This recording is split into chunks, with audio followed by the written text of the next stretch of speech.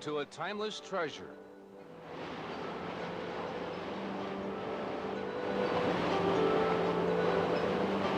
Birthplace of a new era in education for the 21st century.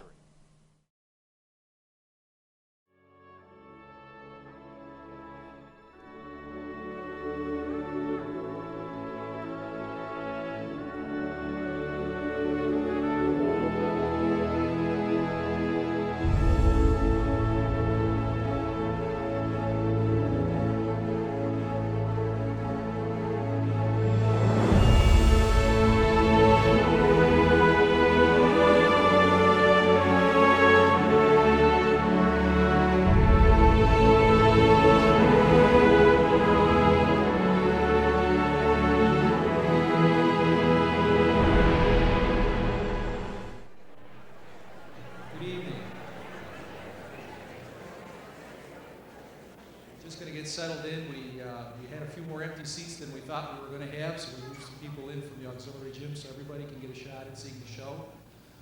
My name is Joe Girizzo. I'm the past president of the Niagara Falls Board of Education and a current board member. I am chairman for tonight's festivities, and I'm just thrilled to death to be here and to see you all here with us.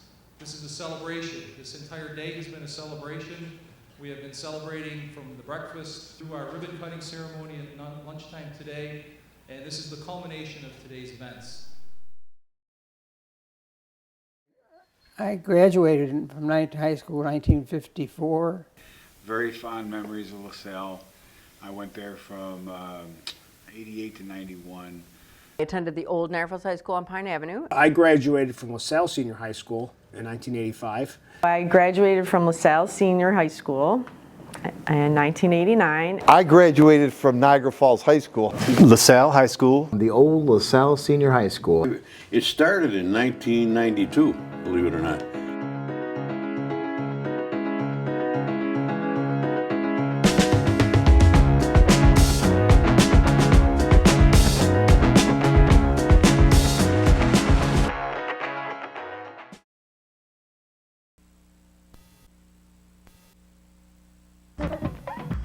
Welcome back to the Niagara Falls Convention and Civic Center. Lupiness and Steve Vonza getting ready for Game 2 of our doubleheader. The Niagara Falls High School Power Cats taking on the LaSalle Explorers. Oh man, it was LaSalle, Niagara Falls Power Cats. It was anything we did, whether it was basketball, football, sports, even the bands and the drama clubs. Like it was always outdo our neighbor down the street, you know what I mean? LaSalle High School, Niagara Falls High School, there was a great rivalry. Every sport, every activity, you know, they were all rivals. And they were all kids that knew each other.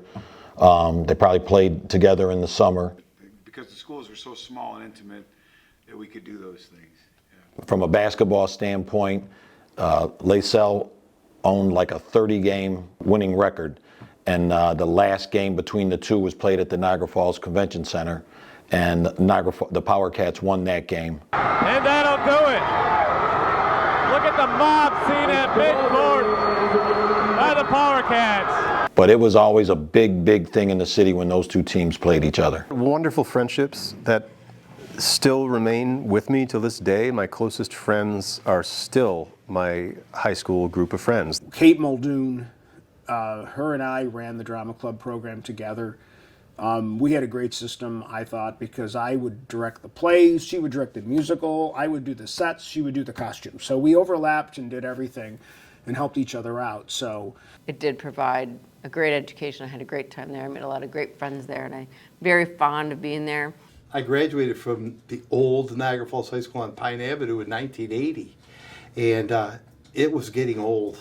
It was a very old building. I think it's celebrating its 100th year this year. It had gone through several additions and renovations, so there were some vocational programs there, and it was just very, very cut up.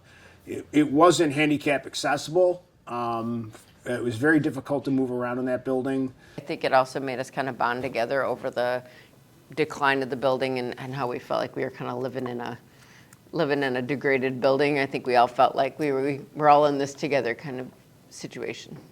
You could see the high school on Pine Avenue was starting to get tired. You could see technology was just starting to build. the population of students was starting to decline. It was getting more and more costly to keep up that many buildings. The problems we faced are not unique to Niagara Falls, New York. Every urban area in the country faces the same problems we did. Lack of money, poor facilities. In our district, we had 2 high schools that were aging. We couldn't afford the technology for 2 high schools. We couldn't even afford to maintain the 2 high schools. The big difference between the 2 schools back then was most of the money the district seemed to allocate to improvements at LaSalle Senior High School. Felt like Niagara Falls High School never really got the improvements. We had to cancel, I think, 3 or 4 basketball games, pouring rain in, and he couldn't use the gym. There were rain buckets all over it looked like modern art. It had the plastic tarps, black, funneling from the ceiling into garbage cans all over the place. I personally was a 2-bucket teacher, which meant I had 2 trash cans in my classroom collecting water, and I was a low number. The gym was so small that if Niagara Falls High School played LaSalle, they would move the game to LaSalle. So Niagara Falls High School never got a home game. Well, it was not technologically sound. The classrooms were not the right size. We didn't have enough outlets. There was no way we were ever going to be able to put technology into that building without a huge overhaul. The former Niagara Falls High School on Pine Avenue, some of the athletes used to have to walk 20 blocks to go to practice after school at Hyde Park. It had like an addition on it so that there were a first floor, but then a floor below the first floor, but not all the way below the first floor, and then a second floor, and then a floor kind of up from the second floor, and then a third floor that was a little bit higher, and then there was a back 4th floor, and a front 4th floor, and a back stairway. And my first classroom there didn't have any windows. And LaSalle had some of its own problems because some of the additions really weren't done really well. There were some environmental concerns for the land. That we just couldn't put kids in there anymore. It was impossible. We definitely had to do something. There was no choice. The key question was what? What do you do with no money? The drive to build one large state-of-the-art complex without raising local property taxes began several years ago. We had about 6 or 7 options of combinations of combining the school as one school, to renovating both schools. At one point they had a committee that was representative of all stakeholders. So there was parents, and there was teachers, and there was kids, and there was administrators, and all that's community stakeholders. And we started to do some evaluations on what we should do. And it became apparent to renovate both schools. It was going to be way too much money. We were a poor town then, we're a poor town now. You know, how are we going to do all this? It just became problematic to try to renovate that building. So that's really where it started. We started talking about just building a new school. I remember something that they did, Mr. Grano and his administration did. He had, I'm going to say 80, and I don't think that's hyperbole. They had 80 community forums. I mean, if 2 people gathered together, I showed up with my charts and everything, and we gave them the full spiel. He brought the idea to them, and what do you think? What do you think? What do you think? He talked and listened and heard a lot of ideas. There was lots of conversations. There was way too many conversations about where that school should be. Should it be on Pine Avenue? Should it be on Main Street? Should it be in LaSalle? What the name would be, and all those things. They really were struggling to find a location. So how did he get this site? There was something. It was some guy or something. We were at 60th Street School doing a forum. It wasn't that big a crowd, maybe 20, 30 people. And a fellow named Joel Nagelhout says, how about the place next to Hyde Park Red 9? They found it right, we're smack dab in the center of the city here. And it was perfect because there was actually a sledding hill here. It was flat land, it was close to the golf course. It was land owned by the city. And he was able to creatively get the land for 99 years for $1 to do this. So he was very creative too in doing so. I thought the guy was nuts. I said, well, but we promised to follow up on every comment made by everybody. They actually drove here after the TV show to see where he was talking. That's right. They all jumped in the car. Wow. Well, lo and behold, the more we checked out where this guy suggested was just a field, the more it became more viable and more. All the baseball diamonds and everything goes all the way through from the front to the back, all the way from Porter Road all the way over to Pine Avenue was wide open because that was Power Authority land and it was free. So there was a lot of conversations about it, and there were a lot of naysayers. The decision that Carmen and the board made at the time, it was not an easy one. The community was at odds with each other, with the board, with the superintendent. It was very controversial at the time because a lot of people had strong feelings about one high school. And a real radical idea to close 2 institutions and merge them into one. We met with a Buffalo school group, and it was headed by Marshall Wingate, who used to be a basketball star for Niagara. And he says, have you ever thought about like the developers do? Build a building and lease it back. And they come up with the cash up in front since we didn't have any money. They have a diminishing tax base and limited revenue opportunities. So they had to do some out-of-the-box thinking. They knew this was a big deal. The promise was to save money on energy. The promise was to give a facility that would be used by the community, change education. It was a very different way of building a school. Not only was the school unique, but the way the school was financed had never been done before. It required a revolutionary approach to school financing. And the more we thought about it, the more he said, yeah, that's, because the banks usually don't own their building, they lease them. Tops and all them, they lease their buildings, they don't own them. Outlet Mall is a good example. Those stores don't own the property, usually. That resulted in a powerful public-private partnership. And that had never been done before, right? It always had been, schools are always built on the backs of the taxpayers in the district. But this was so creative because we didn't have the money to do it. We hear often that school districts should be run like a business, but when we tried to do this kind of financing and this kind of partnering, we found out that there were state education laws that forbade it. It was called the Wicks Law, getting us out of the thing where we had to have 4 separate contractors. One to do the plumbing, one to do the electric, one to do the... It just cost 20-30% more. So we had to convince the unions, and gratefully they went along with it. We had to craft the legislation, and they got it through, and they really battled. We made several trips. I can't even remember how many we made to Albany. We received that enabling legislation from the state legislature and from the governor. The New York State Constitution had to be changed to build this. Put a sunset clause on it. All right, we'll give you permission after we pass this law. You've got 2 years to get the deal done, or it goes away. Under the direction and leadership of the Honeywell Corporation, the district secured special state legislation permitting the privatization of the school. They do these kinds of things for a living around the country with private sector people. And so they thought it might be a good idea to try to do this with a public school. Honeywell Group acted as project managers. They made sure that every nut, every bolt, everything was done the way the specifications, the way the drawings, the way the things were meant to be done. They just wanted to manage the project. They didn't want to own the building. We created a public good corporation, and it's made up of 13 people. That's who owns that building. It's really, really not owned by the school district. It's still to this day, until 2028, the school is leased. The funding source was a unique way so that we really could build the building so it would last and it would have some real cool, significant design features. They each contributed to the tune, they got it up to about $83 million. So when we build something, the state backs us. Almost 90% of it is paid for by the state. So we just had to come up with the 10%. So creative in how he financed this through us. They created a single purpose entity, and the entity is 12 Wall Street investors, and their name is 4455 Porter Road. We didn't have to raise taxes at all. It was all financed. And as a result, we now have a privately owned school that's leased to a public school that's financed with tax-free financing.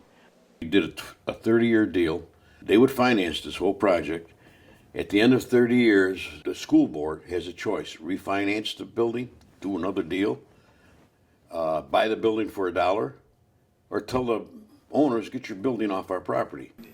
And I remember Carmen was big about wanting to make sure that kids from Niagara Falls had something to be proud of, Mhm. right? And Right. so when I would hear and see the other schools come here, and they would see the field of the school, they were just blown away. In the United States today, given the finances we have, there is no excuse for any student to be in a substandard classroom. Money is not the issue. It's the political will, the courage to have the political will to do it. To their credit, said our kids deserve the same shot as the kids in the wealthier districts, same equipment, why shouldn't our kids have it? Architect George Luasis designed the building to reflect the same excitement, the energy of the city's surroundings. But I was involved with a lot of other people that really helped kind of make sure that what we got was going to work. Not only does it capture the area, but it captures the feeling of the people. From my perspective, I think that really, the building itself, the architecture reflects that whole idea of technology. If you walk around the outside of the building, you can see the shifting planes, the use of metal and glass as kind of a reflection of technology. With 3 months to go before this sunsetted, we had to change architects. We had to drop all new plans. So we had to go find an architect that was big enough to do it. They ended up with Hillier. The district hired the Hillier Group, one of the nation's most respected and innovative architectural firms.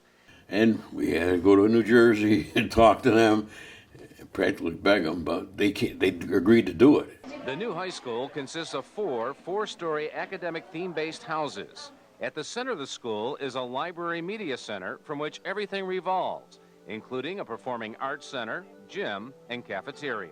And when it came to naming the school, I remember it distinctly at the time, I think it was the New York Times was interviewing me. Well, what's the toughest part about it? I said, the toughest part's about to come. He said, what's that? What are we going to call it? Is it going to be LaSalle High School? Niagara Falls High School? What are the school colors going to be? Who's going to pick the mascot? We had a school quality council made up of students from LaSalle and high school. And they came up with the Wolverines, the blue and gold, the name of the school. A little fun fact, the classrooms, I numbered the classrooms. It was me and a maintenance guy, and we just sat there one day for about 5 hours and just came up with a numbering system for the entire building. Well, that hurt when I first heard it. A lot of people say, don't do it, you can't do it, don't close my school. Because we did really like the old high school. It was very family-oriented. We really felt like we were well connected to each other there. It was small. There were a lot of competing interests and a lot of competing views on it. I remember the last day. I remember the day we walked through LaSalle. They let alumni walk through just before they were going to rip it down. And, we walked through, and, that's a place where I met my now wife, ton of friends. So I remember walking through there and just, seeing the memories come, back of everything you met there. So that hurt when I heard that, because I was so fond of the place. We had like a get-together over at the restaurant at the golf course, just the Niagara Falls High School staff, and we walked over here in hard hats, and we walked through this building when it was just steel beams and some concrete, and thinking like, wow, how is this going to be a school? I remember coming by here in June, which is 3 months away. I'm like, that school will never be ready. It'll never be ready. I mean, there weren't walls up. There were different threats going on. Some of the contractors were having problems with each other. All that had to be navigated and resolved. And they got it done in 3 months. We had an agreement with the unions, and they pretty much held to it. Took 2 years to build it. There was a contractor building here who had a trailer where they met outside. The trailer was set on fire. But it came in on time, on budget, union built. We had a school quality council made up of students from LaSalle and high school. So you students and the teachers and the parents and the administrators, they worked for a year, 2 years before the building was built. What program we're going to have, what new things are we going to do for the kids? We really are launching quite an initiative in terms of not only the availability, but we're really looking to change the culture of teaching and learning. Some of the things that end up in design probably weren't the best idea. The school didn't have any bells for the first year, maybe 2 years. And the thought was to, move kids at a learning pace when they were ready. Like the kids were supposed to get laptops, the kids, all these IDs. There were supposed to be all these new programs and themes, and I think some of it was everything was very, very well intentioned. Every student's going to have their own individual education plan. Every student's going to have a laptop. Every student's going to have an adult mentor. Every single room in this school is a virtual classroom. A student can literally plug into his laptop in the cafeteria, in the library. So really it changes what you can do, and it changes the relationship of what goes on between teacher and student. There was a lot of big things that we tried to do. What took place during the last 6 years, the time it took our school district to design our plan, the time it took Carmen, our superintendent, and his staff, time to implement the plan, and with people like Honeywell, Simonelli, and Hilliard putting their teams together, and look what we have. They made this dream school become a reality. A dream became a reality. A 21st century community learning center has been created based on the vision of learning for all, whatever it takes.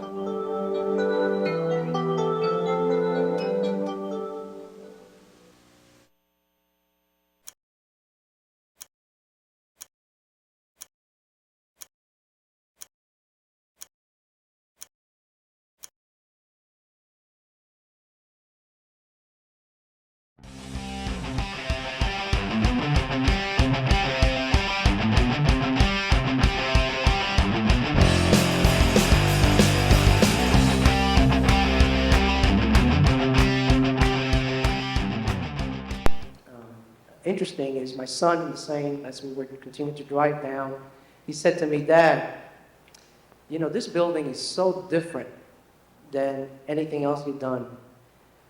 It goes beyond bricks and mortars. It's really something very special. And what makes it so special? And I couldn't answer him at that point. I was kind of sat there and I said, well, I don't know. And then as I was thinking about what I was going to tell you tonight, it dawned on me that what really made this building very special was that all of the elements that had to be in it to make it this special were in it. First and foremost, we were fortunate to have a client that from the very beginning was whispering in our ears, you need to push the envelope. You have to think out of the box. This has to be very special.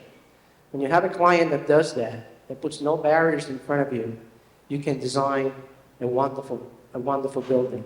9 out of 10 times, unfortunately, that's not the case. Had the media at our door every day. I couldn't have a faculty meeting without channels 2, 4, and 7 showing up. Of course, the local media was always here, but we had bigger media outlets coming to hear. Most of the people were very excited about the way the school had been built. Other schools from other places, districts were coming here to see this place after it was built. We had open houses every night. I was kind of the unofficial tour guide back then. There was a lot of attention. There were tours. People were coming to see the school. Tons of people going through there, just looking at it. So many teams would come from other districts and stuff, and they were like, it looks like a college. It was the Shays of Western New York. You got to remember, this is 30 years ago. There was nothing like that building around. The size of the rooms, some of the equipment, a lot of the furniture at the time, the design of the Performing Arts Center. Those things were not seen in high schools in the year this was built. Because when this building was built, in and everything, I mean, something was going on here all the time. Yeah. You know, the 21st century, and people would come in and all. We were open till 11 o'clock at night for community events, weekends. Yeah. Beautiful, 1,700 seats. Everybody wanted to be in there. Everybody wanted to be on stage. I mean, the world out there is changing, and it changes as quickly as you blink your eye. What we're looking to do is obviously provide the opportunity for students in this school district to be on that competitive edge in whatever it is that they're looking to do. When we had the opening ceremony for the opening week, everybody and their brother was on stage, wanted to take credit for it. My name is Joe Girizzo, Mr. Don King, George West, Louis P. Simonelli. We had thousands of people go through there. Matter of fact, when it opened, the first day 9th graders came, then 10th graders, 11th graders, 12th graders, and then by the 12th, everybody came. So it was a bit of a soft opening. But I remember the teachers also lining up. And as the kids came in for the first time, they applauded as the students came through the line for the first time. One of the things that was hard was you were taking two existing groups of kids and staff, and they had to work together. Another part of the first week where it was that Niagara Falls High School did things one way and the LaSalle group did things one way. Every time you did something, it was the first time you were doing it. Mm-hmm. So it took so much planning. So we had to go through the first of everything and kind of develop a Wolverine way, not a LaSalle or Niagara Falls High School way. When you talk about change as you do in life, as you go through life and you see how life changes, an experiment like this is an educational experiment. You're bound to have people concerned about it. They thought there would be all kinds of disorder and rivalry and students wouldn't get along, and that was never the case. I will be honest, the kids were never the problem. Everybody was so concerned that the kids are going to fight, like, West Side Story. Like, we're going to have the Jets and the Sharks fighting in the hallway. And there were fights, but the fights had nothing to do with I went to LaSalle and you went to Niagara Falls High School. They were the easiest group to bring together. The biggest challenge, as I remember, really was building trust with the staff. And we were asking them to do a lot of things differently in the classroom. I said, we're not going to build a brand new building and do the same things we're doing in the two old buildings. And change takes time. Some people embrace it. Most people will kind of ride the wave, and a few will fight you along the way. But I'm happy to say we managed those waters, and as far as we know, there was no trouble. Everybody got along. It was nice, really nice. And all of this was very new. The culture didn't support that. Because we didn't really have enough infrastructure. Everybody argued with it and everybody fought us on it. Because we were trying so many innovative things. I think I want to be a computer technologist, and I know laptops and all the technology is going to really get me to that goal. The day that school opened, every kid had a computer on loan, every kid. Like, you're so excited about this school, like all the new technology that'll help you learn, that you feel that you want to learn more. You see guys who never in a million years expect me walking down the street with a book and a computer in their hand. It's just not the usual take your pen out and write notes on a notebook. It's going to be type it on. It's going to be a lot easier and a little bit more interesting. Well, we finally got something here. The school district at the time was trying to design a system for the kids that was the best for everybody, so everybody got an equitable education. And I think they did the best they could given the circumstances. Not best for best for the parents, best for the kids. It started to build up a sense of pride. It really, really did with everybody, the kids, the parents, even the taxpayers. It was an experiment, a good experiment. And it turned out to be a real good experience. 2,436 kids. 2,436 kids in the building. I remember going to the lunchroom. There were 700 kids in between the two lunchrooms. Packed like you can't believe. A big challenge that I can think of was the mass shootings. Because how do you keep this place safe as big as it is? Yeah. Lots of doors on the first floor. We had that, before we had that big desk at the front door, lots of challenges with doors and people coming in and people going out and all that kind of stuff. And so when the very first thing that I thought about when I got there was, oh my goodness, there are so many people coming in and out of this building. There's so much going on. And so that was something that was constantly on my mind. So it's easy to look at those things and say, well, how they should have known that. Well, how would somebody have known those things?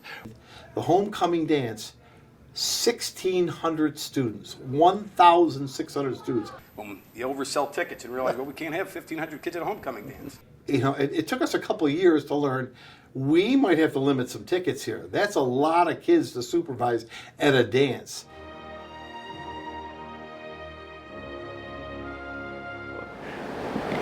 First couple years, we had some pretty good teams. Putting what was one time four schools, when you count LaSalle, Niagara Falls, Trott, and Niagara Catholic, putting them all together into one school, sports-wise, it made us, the good side of it was, it made us very strong in each sport.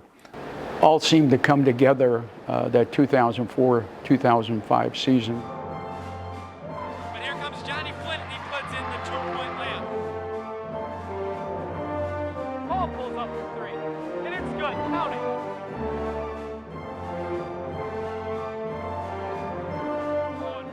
We would pack the gym. You couldn't fit another person. They would be outside in the, you know where the gym doors are in the parking lot? They would be out there watching the game through the doors. We couldn't get them in. And so I wanted to raise the ticket prices, you know. The board wouldn't let me. They won the state championship and the Federation championship in AA class, probably the best team in New York State. And welcome to the Glen Falls Civic Center, where today the New York State Championship will be held. New Rochelle High School will be going up against the Niagara Falls High School Wolverines for a New York State Championship. They beat everyone, undefeated. And I mean, and we withdrew from the league because it wasn't fair. We were beating these teams 80-20. Yeah, that wasn't right. We won a championship in one of the biggest tournaments in the country. Proving they belong with the nation's elite teams, upsetting the 4th-ranked team in the country, Arlington Country Day, from Jacksonville, Florida. The semifinals of the City of Palms Classic down in Fort Myers. Pick up the action. Robert Garrison's going to miss the layup, but Paul Harris puts the rebound back up and in. Andy's fouled, falls by 1 with 3 to play. Garrison, 25 points. Harris, 11 boards. Was held in Florida. We were invited and wound up winning that. And three absolute superstars. One drafted in the NBA, Johnny Flynn.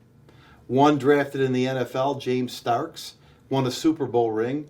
And of course, the great Paul Harris played in Turkey.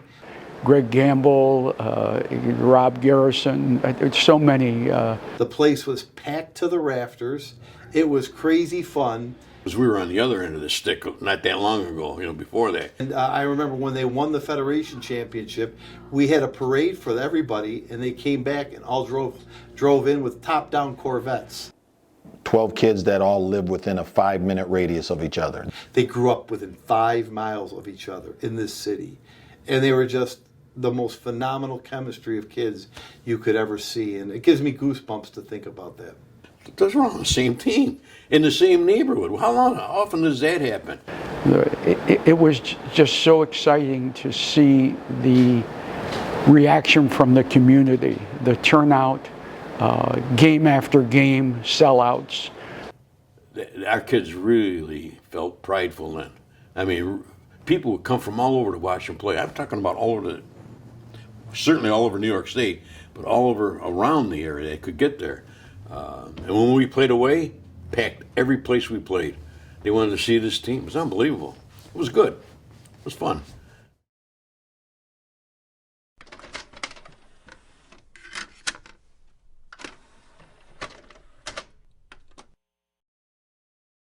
Real people, local coverage, stories that matter to you. Isn't that what you want from your television? I can make it happen. Niagara on Adelphia. It's local stories, jacked through your cable line, straight into your television.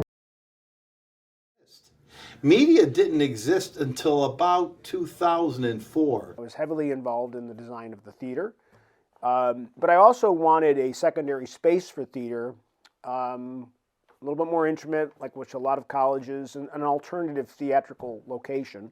And we decided to put in something called a black box. And a lot of colleges and a lot of theaters, you know, have what's called a black box theater.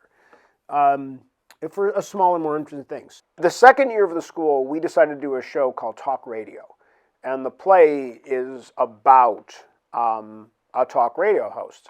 And during the process of doing talk radio, some of the kids that were in that play recommended, like, why aren't we doing the morning show? why don't we do the high school morning show on TV? So we got about 10 kids to kind of volunteer to come during roll call, and we just started doing a morning show. And that kind of led to this idea of producing video on videotape that literally would be brought to the cable provider and then played later. So we started to tape basketball games. Niagara Falls has been one of the top teams in Western New York. We'll be tipping it off with the starting lineups and the action coming up next, right here on Adelphia. We had a hard line fiber optic that connected us from Niagara Falls High School, the TV studio at Niagara Falls High School, all the way over to Seneca Avenue, and then from there it would go out into the community. So we would be on cable like from 6 to 10, Monday through Friday. So there came a time, unfortunately, where Adelphia as a business entity got into some trouble and was actually going through a bankruptcy process. And, the FBI had basically arrested the owners of Adelphia, the Regis family, who happened to also own the Buffalo Sabres at the time, and shut down the cable access channels on Seneca Avenue. So at that time, I talked to the Niagara Falls School District because community program was very important at that time. It's a whole different world now, but back then, there was 24 channels, 48 channels, and the local channel really had a big impact on the community. So he basically had the idea of that the school district be designated as the cable access channel. Lou worked for Adelphia Cable, and he said to Mr. Granto, you could get the public access station and own it right in your high school. And they did it, and then they found Mr. Moranto to run it. What he said was, I want it to be run by kids. I believe that kids can run a TV channel. We needed to be part of the community. So the first year we started to do some TV shows with local agencies. And anybody that wanted to do a TV show got one.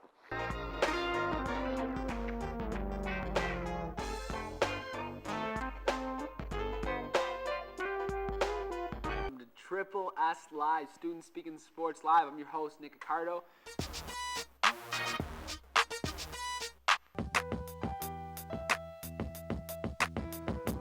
You are watching Local Histories with your host, Don King. And then all of a sudden, one of my best students of all time, Joe Schwartz. And Joe came to me, and he was very community-minded. And he said, Mr. Morano, we should be taping the city council meetings. And I'm like, well, nobody wants to do that. He's like, well, I'll do it. So Joe would take one camera, and I don't know if he was a freshman or a sophomore, but he would go to the city council meeting with one camera, and he would stand in the back, and he would videotape the city council meetings. That was a big deal for us because he would go up and politic with the Board of Education, the city council. Joe would walk up and talk to them like, they knew Joe was just a kid from Niagara Falls High School, but they loved him because he was always there. And he didn't always ever ride. So a lot of times I would drive him, to the city council meetings back then I think they were on Mondays. And he would drop him off with the camera, and then his grandpa would pick him up, and then the next morning he'd bring the school, and we'd put the tape into the system, and people could watch the city council meetings. And that became a big deal for the community. It was a weird time. The school was new. And we were all so new that I think we were given more than enough rope to hang ourselves. We got in trouble all the time with the community. There were people out there that didn't like we were making these TV shows, and we had all these partners out there that were really, but there were so many people that were supportive because they realized it was being run by kids, and the kids were having a good time. And we had a lot of kids to this day that will tell me they came to school because of media.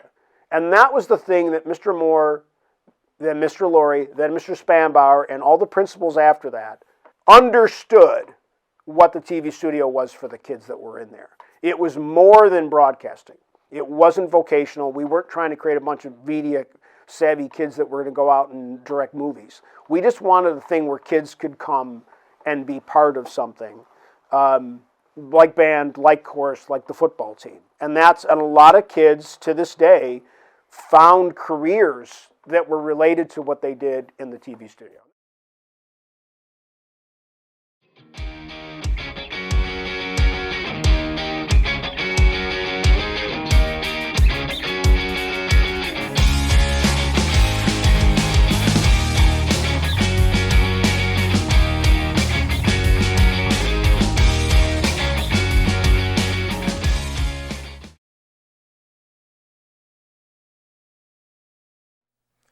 Good afternoon. Again, I'm here to address you with regard to the issues surrounding the coronavirus and its impact on the city of Niagara Falls.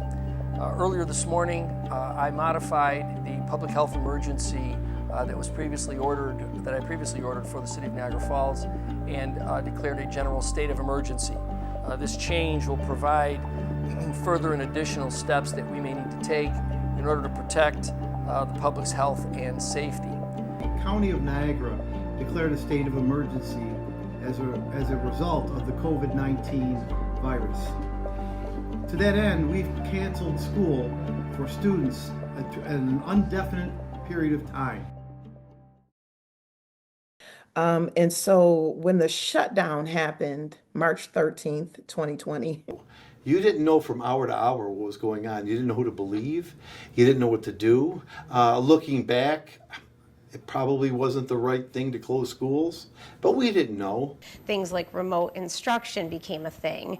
Just the way that we do things. Trying to get work to get out to students, massive amounts of photocopying. I think we even had to send packets out for copying to other places to get the work, getting work from teachers, trying to get work out, organizing it so students can pick it up from different doors. So it started out with packets. In regard to the continuous learning opportunities, district staff is creating materials for parents and students to use over the prolonged event. The work will be for reinforcement and practice and include both assignments for students to complete in hard copy as well as links and guidance to direct you to online software. The materials will be placed in an envelope and they will be distributed during lunches next week. We are targeting next Monday or Tuesday for packets of material. Mr. Laurie did a phenomenal job of getting information out to the community, getting information out to staff. I mean, he was on all the time, I don't think for kids being out of school 3 days a week was the best thing. Hybrid schedules were hard on everybody. So Monday, Tuesday might have been a blue day. Wednesday was remote. Thursday, Friday were gold days. So if you can imagine, if you didn't see a kid Monday, Tuesday, if they didn't come Wednesday, then you won't see them until the next week. Right. So trying to get work to a kid, who doesn't normally come to school was just horrendous. Right. And then on Wednesdays, trying to get a kid to show up remotely if they don't get on their computer and do what they're supposed to do, as a teacher, very frustrating. I remember it was like Christmas Eve that we got a call that somebody had tested positive, and we had to call all these kids that had been in a class with them within 6 feet, like on Christmas Eve, and tell their family that they had to quarantine. And every day things were constantly changing. We had to have the handbooks. We had the handbooks from the state. We had to have the handbooks from the nurse. We had to have the handbooks. Things were constantly changing. Probably the worst part of COVID, though, was the year we came back from it in full, the 21-22 school year, when people hadn't been together in a lot of years in a school building, and we'd kind of all forgotten how to act as students, and we had a lot of fights and a lot of conflict. So the year and a half is taking about 5 years to come out of. I hope and pray that it never happens again. I think we've learned some good lessons that we should document, but it was a very difficult time, and I feel sorry for some of the students, seniors, 2 years, lost all that fun. It really broke what we know should be a good educational life for kids, but we made it to the other end, and kids are doing all right now. We have unified bowling, unified bocce, and unified basketball. And obviously we play against other schools, so it's not like we're the only place that has it. But I think what makes our program special is we also have unified phys ed, where our students with disabilities are there with our regular ed kids. And we also have unified art. So we've really moved it into classrooms. And I can't tell you how special it is for the kids, both sets of kids. I think our kids that come in there, we call them partners, I think they get a lot out of it, and it's so exciting for the kids in our life skills and our other special ed programs that take part in it. It's so special for them that they get to walk around the building and they see kids that know them and saying hello to each other and stuff. So again, unified sports is a big deal, but it's really a grander picture of what it does for the kids on both sides. And I think Niagara Falls, I think we're setting trends here. I think that the most frustrating thing is then and now is that we have all lived in the building with the students, and we know how good 99.8% of them are every day. And I used to get frustrated because there would be an incident, and like you said, right on the front page. It happens in every school, in every city in America and beyond. People always ask me, when are you going to retire? I still enjoy coming every day, and it's really the students that make you want to come back, even the one that's drive you crazy sometimes. To know that you're helping, and to know that what this school has done for kids, it's a special place. And I really, like I said, I really appreciate that I get a chance to work here, and I think there's bigger and better things coming in the future. The young lady said, "Miss Bradley, what is my name?" I didn't know her name. I knew her face. And then she asked me about another girl, and she said, "You know my friend's name because she gets in trouble all the time." She said, "But what about the kids who come here and do the right thing every day? Nobody gives them attention, nobody lifts them up, nobody gives them kudos, nobody says too much of them. It's always the kids that are in trouble." So that sort of changed my whole thing about making sure that I would try to reach out to those quiet kids that would never say anything. I would just tap them in the hallway, "What is your name?" And just get to know them, because, you know, I think everybody needs to be included. What I try to tell people as an educator is that you go through, you really work with these people for sometimes 4 years. And you can't work with somebody that long and not become close to them, whether they're your student or your coworker. But I mean, like, I spent hours with kids, and some of the same kids for years and years and years. And I'm very lucky that many of them still want me to be involved in their life. Because I've always felt teaching was what I call a duty of care. If you want to be all in with kids, you have to be all in, and I've been very fortunate that the kids respected that in me. But the biggest goal of everything was making sure our kids felt good about themselves. Where they went to school, what the school looked like, what the opportunities they had, and from our point of view, we're trying to take away any excuses for them not to succeed. And you guys did pretty well for yourselves. You really did. All the kids before you, I say kids, but young men and women, really came before you. And just to give them a sense of pride, hey, you're from Niagara Falls, it means something.